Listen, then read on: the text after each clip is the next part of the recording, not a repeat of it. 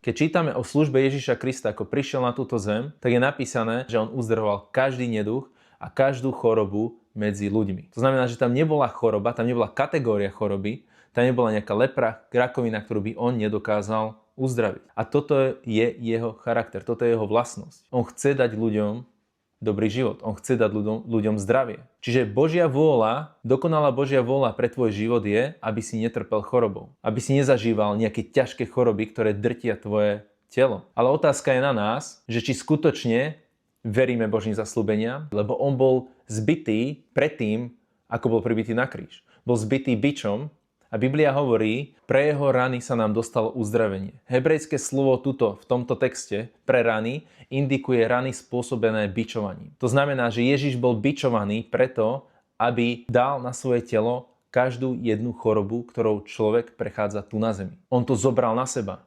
Potom to pribil na kríž, urobil raz a navždy tomu koniec. On nám ponúka vykúpenie v každej jednej oblasti nášho života a tou jednou oblasťou je práve aj zdravie.